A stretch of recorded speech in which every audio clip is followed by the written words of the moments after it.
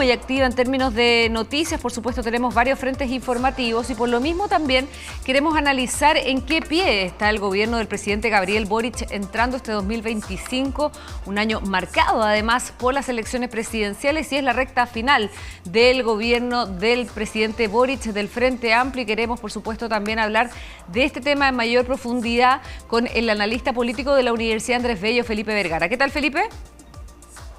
Hola, ¿cómo estás? Mucho gusto. Mucho gusto igualmente.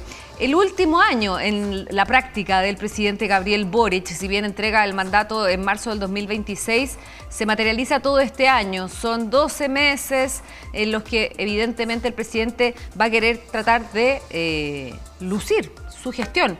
¿Dónde está principalmente el debe del gobierno de Gabriel Boric y del Frente Amplio?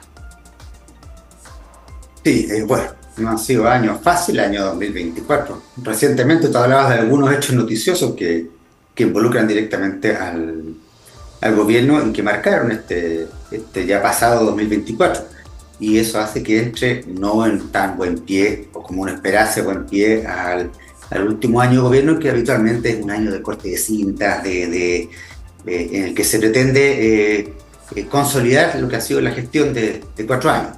En este caso, hay evidentes complicaciones que se han observado y los grandes desafíos y temas pendientes, me atrevería a decir que están en las reformas estructurales que el gobierno planteó como parte de su programa de gobierno antes de asumir. Uno de sus caballitos de batalla principales es la reforma de pensiones, que en teoría debiera ver la luz en enero, pero que sigue ahí un poco entrancado. Otros temas complicados son temas migración, tema seguridad, la situación que hoy día se vive en los hospitales con las listas de espera y este poco avance que se observa, y una economía que aunque va creciendo y tiene ciertos atisbos alentadores, los resultados para el próximo año no deberán ser mucho mejor que los que sucedieron este año y que fueron bastante paupérrimos también. De todos modos, Felipe, da la sensación que el gobierno del presidente Gabriel Boric no ha podido llevar adelante, ¿no?, aquellas promesas de campaña que hizo. A ver, estoy pensando algunas como de partida la nueva Constitución, procesos fallidos bajo su administración, 2 veces fallido, pero también algunas cosas tan emblemáticas como el fin de las AFP, que se prometió en campaña y que finalmente por un golpe de realidad el presidente Gabriel Boric tiene que terminar, bueno, haciendo una reforma que probablemente no es del todo su gusto. Y así otras cosas más, como también dar vuelta su agenda y focalizarse en seguridad. ¿Cómo finalmente también queda un gobierno que llega haciendo promesas de cierta envergadura y que finalmente no las logra cumplir? Claro, es un problema tradicional que no se observa solo en estos gobiernos, sino que son promesas habituales que los gobiernos, deduzco yo, esperan lograr conseguir, pero que no visualizan que hay otros componentes que hacen que esto no sea necesariamente factible, como es no contar con un parlamento que apoye esta reforma. O sea, por mucho que se quiera eventualmente eliminar las AFP, hoy día el Parlamento es un Parlamento adverso que no va a permitir que las AFP terminen. Eso lo obliga al gobierno a tener que transar en su postulado y ajustarse a una reforma, que evidentemente no es lo que ellos buscan, pero como dicen muchos, lo perfecto es enemigo de lo bueno, así que tiene que transar un poco en lo que era su postura inicial. Eso duele, debe afectar como gobierno. El caso Felipe, de la Constitución, con mayor razón también. Sí. ¿Hay más de caricatura o de realismo también en la lectura que hace la ciudadanía del gobierno del presidente Boric?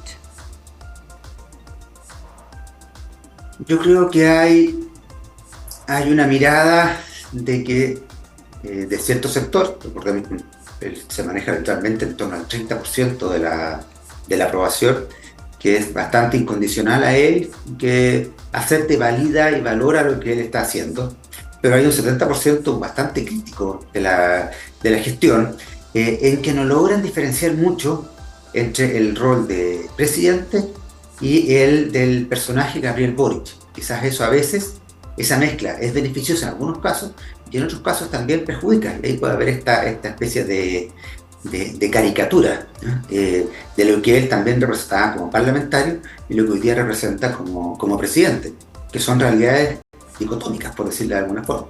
Sí, parecieran ser dos personajes muy antagonistas también en una misma persona y por ahí probablemente cae muchas veces esta mirada crítica que puede tener la ciudadanía del gobierno del presidente Boric. Ahora, no todo es negativo, ¿no? Por supuesto. Viene llegando recientemente de una visita al Polo Sur, algo histórico para nuestro país, para la presidencia de la República, más aún, y también para la soberanía.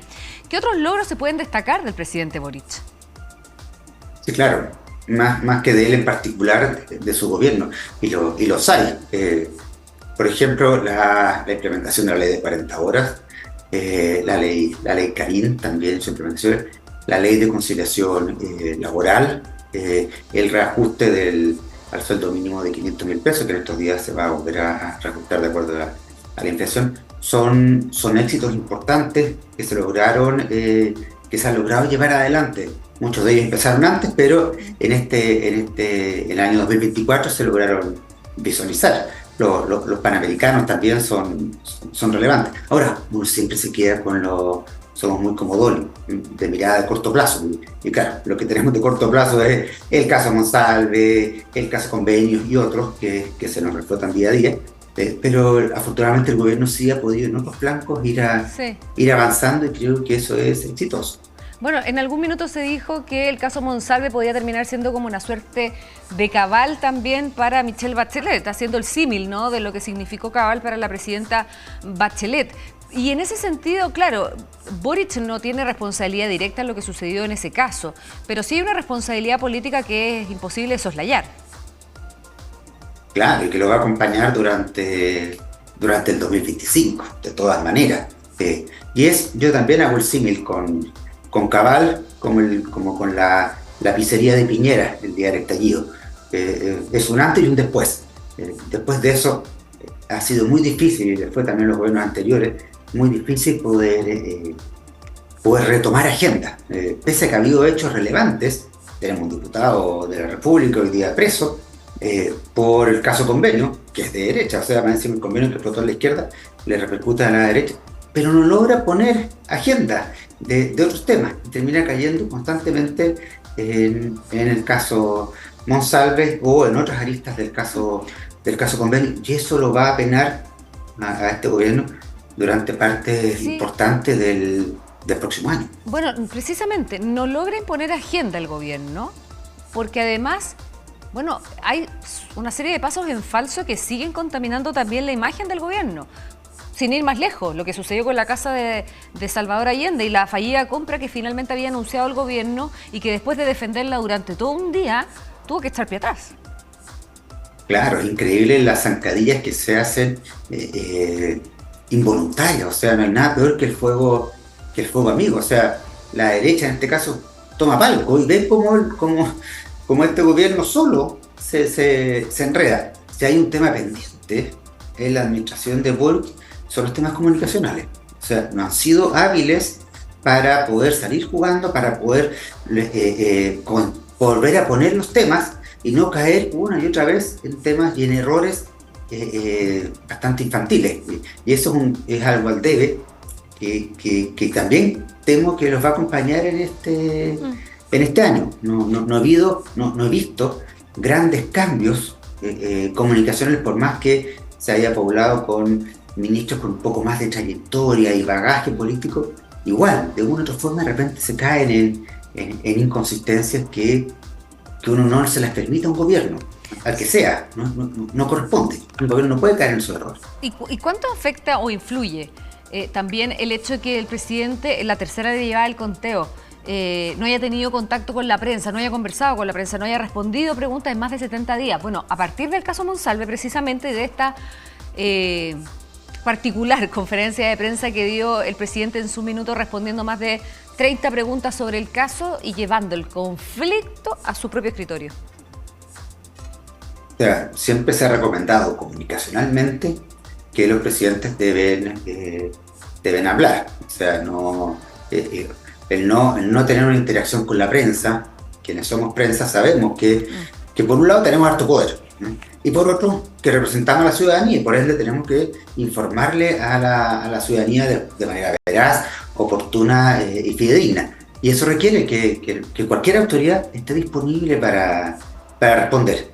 Es entendible que después de esta particular entrevista haya reflexionado, posiblemente decir, bueno, creo que es el camino para responder y para interactuar con los medios es otro, pero no es la no comunicación, o yo voy a hablar a través de mis voceros. No, el presidente igual tiene que y requiere responder y interactuar de vez en cuando con la prensa, sabiendo que eso es complejo y por ende hay que prepararse y hay que estar al día y dispuesto a tomarse su reflexión. Bueno, no lo vamos a asesorar ahora, pero y decirle, bueno, ante cada pregunta hay una microfracción de segundo en la que uno tiene que buscar la manera de responder.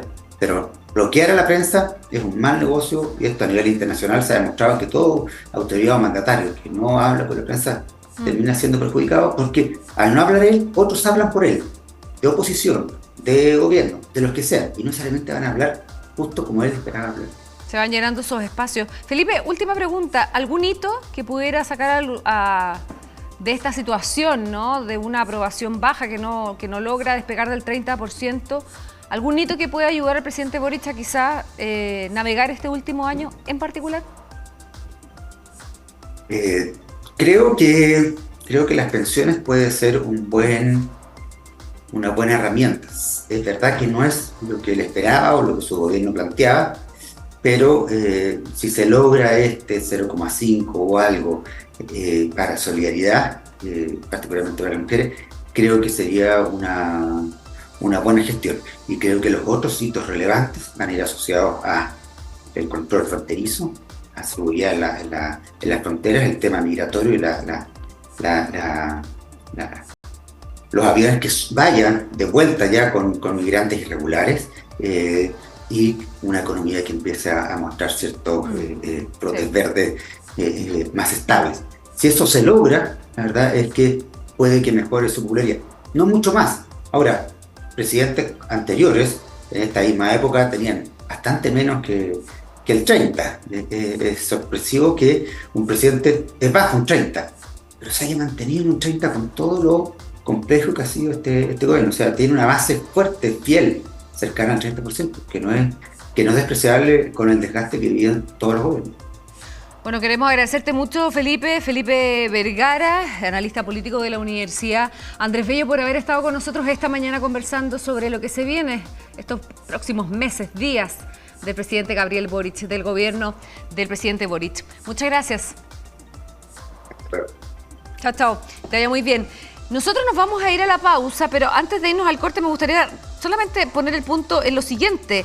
El dólar está operando a esta hora a 1.004 pesos, después de haber estado en puntas incluso de casi 1.020. Una noticia sin duda que va a ser analizada también durante esta jornada por la autoridad.